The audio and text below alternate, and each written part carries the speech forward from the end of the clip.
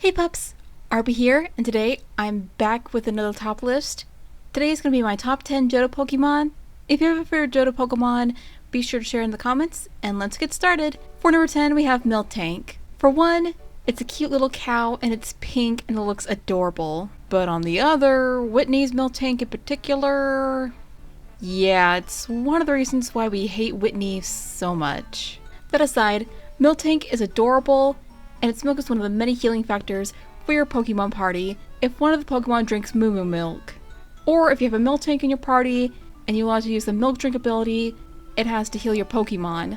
Either way, if you need your Pokemon to heal fast and quick, if needed and you can't waste any potions or revives, get a Miltank. You'll thank me later. Up next for number 9 is Houndoom, a Hellhound Pokemon? Yes please.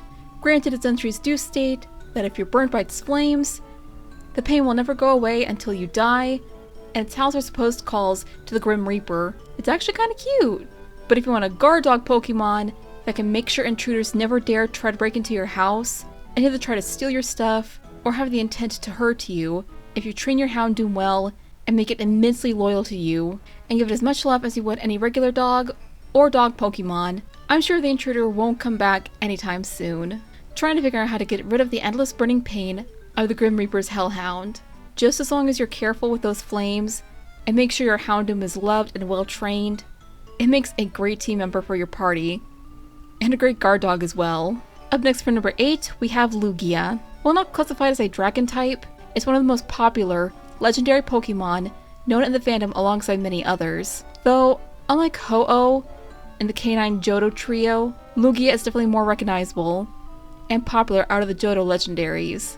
Not only having a major role in the Pokemon 2000 movie, but bigger roles from the Johto anime, such as the Mama Lugia and Baby Silver saga, as I call it, and appeared in the Power of Us movie. Plus, its design is awesome and super cool. Taking the lucky number 7 spot is Meryl, the OG Peekaboo, and making a first appearance in Pokemon the First Movie's mini-movie, Pikachu's Vacation. Meryl's an adorable water mouse that's not only cute, but also tough as hell too. Trust me, if you have a Meryl on your team and can prove that adorable water mice can be just as tough and popular as everyone's favorite electric mouse, then you've got a perfect Pika clone that's a water type instead of electric type. Just be careful when fighting electric type Pokemon, Pikachu especially. Taking the number 6 spot is Pichu. Speaking of the electric mouse, Gen 2 introduced a thing called Baby Pokemon, and Togepi was the first, and Pichu was introduced much later in Gen 2 games. And it's honestly twice as adorable as the Pokemon mascot and its evolution Raichu.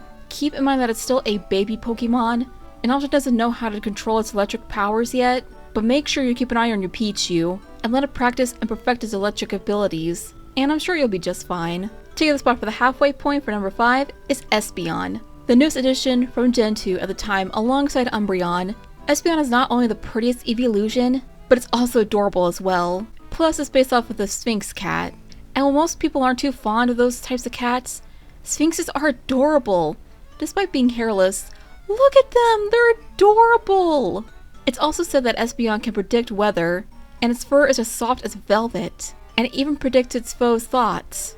Instead of protect its trainer from danger, it predicts if it's loyal to a trainer it deems as worthy. But sadly, it doesn't do so well when fighting at night.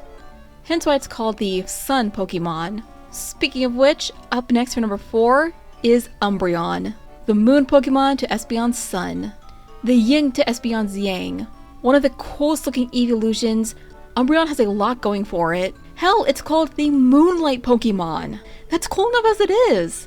It's said to spray poisonous sweat to protect itself, has its rings glowing bright on a full moon, and can see in the dark, being a nocturnal Pokemon. And its design is awesome!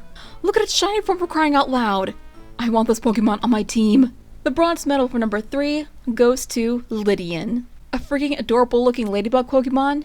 Yes please. While I have a major insectophobia, I do like some insects like butterflies and ladybugs.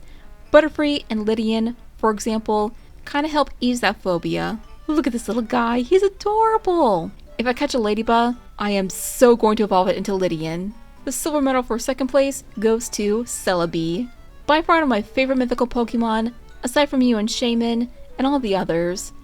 Celebi is known as a time-traveling Pokemon, and is by far one of the cutest Pokemon in the world. Trust me, there's a lot of cute Pokemon out there, and Celebi is one of them. And its shiny form is pink! I have an obvious obsession with the color pink. But sadly for most of us wanting to stop wars and certain disasters, and various other chaotic events, it's said that Celebi only appears during peaceful times. So there goes my plan to stop the American dictator from the 2016 elections. But hopefully Celebi will appear during more peaceful and loving times, because times like these are neither one of those things. And finally, the gold medal for first place for the #1 spot goes to Cyndaquil, another one of my favorite fire starters. Totodile originally was going to appear on this list because it's another one of my favorites, but sadly, Cyndaquil won that coin toss. Not only is it called the Fire Mouse Pokemon, it's also one of the cutest fire type starters in Pokemon. It's also said to be timid in nature, but if frightened or mad, it can be vicious and super tough in battle, so don't be fooled. Of course, if you choose Cyndaquil on your Pokemon team, in any of the Gen 2 games, you'll thank me later because of Quilava and Typhlosion, or Totodile, or Chikorita. Any of them's good. Recommend Cyndaquil. Alrighty, that's another list done. Comment your favorite Johto Pokemon down below, and I'll see you in the next one, pups.